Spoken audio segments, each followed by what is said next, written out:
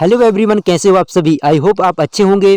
आज की इस वीडियो पर स्वागत है। देखिए, अगर आप एज ए पेरेंट्स हैं, आप अपने बच्चों को किस तरीके से शिक्षा दिलाना चाहते हो और क्या इसमें सुधार किए गए हैं नई शिक्षा नीति के बारे में आज की इस वीडियो पर चर्चा करेंगे। तो देखिए, नई शिक्षा नीति जो कि केंद्रीय कैबिनेट मंत्री में यहाँ पर जो भारत सरकार के द्वारा वहाँ केंद्रीय कैबिनेट जो वहाँ पर क्या है मंजूरी मिल गई है। तो यहाँ पर क्या प्रोसेस है, पूरी जानकारी हम पढ़ेंगे।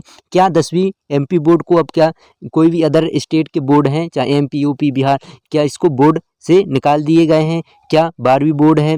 तो जी हाँ, इसमें देखिए 10वीं का जो है बोर्ड अब उसको कैंसिल करेंगे, ठीक है ना। केवल हमारा यहाँ पर 12वीं जो रहेगी वो बस बोर्ड रहेगी। और देखिए यहाँ पर क्या क्या यहाँ पर बदलाव किए गए हैं, तो हम यहाँ पर चर्चा करेंगे।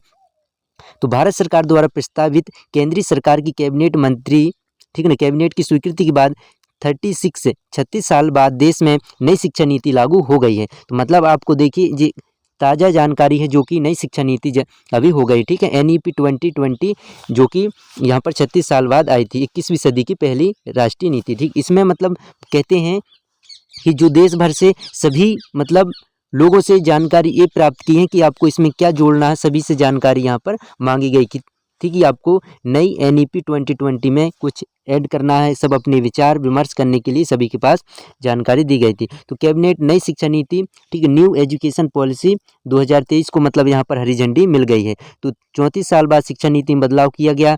नई शिक्षा नीति की उल्लेखनीय बातें सरल तरीके से यहाँ पर हम पढ़ते हैं, ठीक है ना। देखिए, तो यहाँ पर जो है नई शिक्षा नीति 53-34 को फॉलो करेगा, ठीक है ना। इस तरीके से पहले की जो रहेंगे फंडामेंटल स्टेज, ठीक, फंडामेंटल। तो यहाँ पर देखिए पहले के जो 5 ईयर्स में देखिए अब क्या था कि पहले 6 साल का जब बच्चा था तब उसका स्कूल में एडमिशन होता था, गवर्नमेंट स्कूल में, ठीक है ना। लेकिन अब यहाँ पर जब बच्चा 3 साल का होगा, यहाँ पर देखिए मतलब 3 साल के बाद 4 साल का रहेगा तो नर्सरी में पढ़ेगा, ठीक है ना।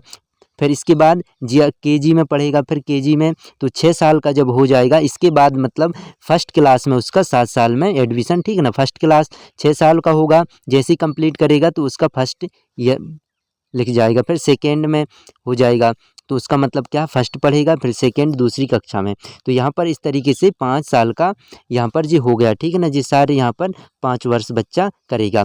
तो मतलब देखिए जब बच्चा 3 साल का हो जाएगा तो उसको स्कूल जाने यहाँ पर मिलेगा, प्री प्राइमरी स्कूल, जो कि गवर्नमेंट की नीति चल रही है। अब इसके बाद देखिए यहाँ पर अब 3 ईयर्स, ठीक है ना, 5 ईयर्स देख लिए। अब इसके बाद जो 3 ईयर हैं वो क्या है, अब यहाँ पर तीसरी थर्ड क्लास, फिर फोर्थ क्लास, फिफ्थ क्लास, मतलब 9 ईयर्स से 10, फिर 11, तो 11 वर्ष तक वो क्या है प्राथमिक की कक्षा पूरी कर लेगा, प्राथमिक कक्षा। तो यहाँ पर आप देख सकते हैं तो प्रोपेरिटी, ठीक, प्रोपेरिटी यहाँ पर जो कि 3 ईयर्स चलेंगे। अब इसके बाद फिर 3 ईयर्स क्या हो जाएंगे मिडिल स्कूल का, जो कि माध्यमिक स्कूल 6वीं 7वीं 8वीं। तो यहाँ पर 12 13 14 साल तक जब बच्चा यहाँ पर देखिए 11 से 12, ठीक है, 11 से 14 वर्ष का हो जाएगा तो 6वीं 7वीं 8वीं तक यहाँ पर अध्ययनरत हो जाएगा। अब इसके बाद यहाँ पर अब कितनी क्लास बचे, 4 क्लास, ठीक, 9th 10th 11th और 12th। तो यहाँ पर 4 साल का जो रहेगा सेकेंडरी एजुकेशन, तो 9th, फिर इसके बाद हाई स्कूल यहाँ पर, ठीक है ना, 12वीं, और जो आपका 11वीं 12वीं यहाँ पर 18 साल तक पूरा कर पाएगा बच्चा। तो देखिए यहाँ पर और क्या खास बातें हैं, यहाँ पर देखिए केवल 12वीं क्लास को बोर्ड होगा। तो खास बात क्या है, जो NEP 2020 की 12वीं क्लास ही आपका बोर्ड होगा। MPhil होगा बंद, कॉलेज की डिग्री 4 साल की, मतलब अगर किसी को कॉलेज करना है तो 4 साल का भी होगा, बाकी 3 साल का भी जारी रहेगा। इसके बाद देखिए क्या है, ठीक है ना, 10वीं बोर्ड खत्म होगा। जो मतलब थे अधिकतर जो बोर्ड थे क्या है 10वीं और 12वीं माने थे। तो यहाँ पर देखिए जो नई शिक्षा नीति के तहत अब आपके बच्चे की प्रिपरेशन है, कोई भी आपको एजुकेशन के लिए 10वीं बोर्ड, मतलब जो बच्चा रहेगा 11वीं तक पास रहेगा, ठीक है ना। अब 12वीं को केवल ही बोर्ड एग्जाम माना जाएगा। इसके बाद यहाँ पर देखिए और क्या जानकारी यहाँ पर है, 5वीं तक के छात्रों को मातृभाषा, तो आप सभी की NEP 2020 जो कि मदर टंग से ही एजुकेशन देना है, ठीक है ना, इसमें तो दिया है। और इसके बाद मातृभाषा, स्थानीय भाषा, राष्ट्रभाषा को ही पढ़ाया जाएगा। बाकी विषय चाहे अंग्रेजी क्यों ना हो, एक सब्जेक्ट के तौर पर पढ़ाया जाएगा। और इसके बाद क्या यहाँ पर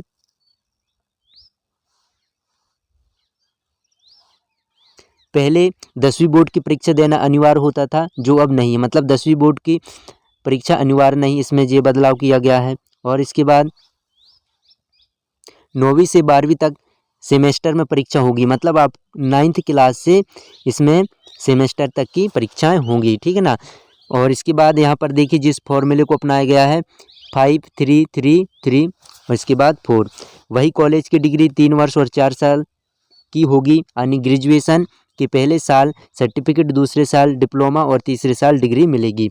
तो इस तरीके से और यहाँ पर बदलाव किए हैं। और क्या बदलाव है यहाँ पर, 3 साल डिग्री उन छात्रों के लिए है जिन्हें हायर एजुकेशन नहीं लेना है, वही हायर एजुकेशन करने वाले छात्रों को 4 साल की डिग्री होगी। मतलब जिसे अगर एमएससी करना है, एमए करना है, तो उनको 4 साल की डिग्री लेनी होगी। एमए के छात्र अब सीधे पीएचडी कर सकते हैं, मतलब एमएससी या एमए के बाद पीएचडी कर सकते हैं, ठीक है ना। और इसमें जानकारी क्या बदलाव हुई है, स्टूडेंट के बीच में कर सकेंगे दूसरे कोर्स, मतलब स्टूडेंट्स अगर अध्ययनरत हैं, 11वीं 12वीं पढ़ रहे हैं, तो दूसरे कोर्स भी अगर उन्हें चाहिए, हायर एजुकेशन में 2035 तक ग्रॉस एनरोलमेंट रेशियो 5% हो जाएगा। वही नई शिक्षा नीति के तहत कोई छात्र एक कोर्स के बीच में अगर कोई दूसरा कोर्स करना चाहे तो पहले कोर्स भी कर सकते हैं। देखिए इसमें हम क्या आसान भाषा समझेंगे, अगर देखिए कोई बच्चा है 11वीं पढ़ रहा है, 9वीं पढ़ रहा है, अगर बीच में उसको देखिए मैथ साइंस लेना है, उसको बीच में आर्ट्स लेना है, पता है उसे कॉमर्स पढ़ना अच्छा लगे, तो बीच में सब्जेक्ट चेंज कर सकते हैं। 9वीं के बाद दूसरा सब्जेक्ट, 10वीं के बाद दूसरे सब्जेक्ट, मतलब जिसको जो पसंद आए वही सब्जेक्ट पढ़ सकते हैं। यहाँ सब्जेक्ट वाइज पहले क्या होता था, 10वीं पास किया बच्चे को 11वीं में सब्जेक्ट लेना रहता है, इसके बाद वो चेंज नहीं होता। अभी क्या होगा, 9वीं में जो उसको अच्छे सब्जेक्ट लगे वही अपनी पसंदीदा सब्जेक्ट पढ़ सकता है, ठीक है ना, उसकी आवश्यकता अनुसार। हायर एजुकेशन में कई सुधार किए गए हैं। कई सुधारों में ग्रेडेड एकेडमी, एडमिनिस्ट्रेटिव एवं फाइनेंशियल, मतलब उसको एक व्यावसायिक ऑटोनॉमी आदि शामिल हैं। इसके अलावा क्षेत्रीय भाषाओं की कोर्स शुरू किए जाएंगे, वर्चुअल लैब्स विकसित किए जाएंगे, एक नेशनल एजुकेशन साइंटिफिक फोरम, ठीक, NETF यहाँ पर शुरू किया जाएगा।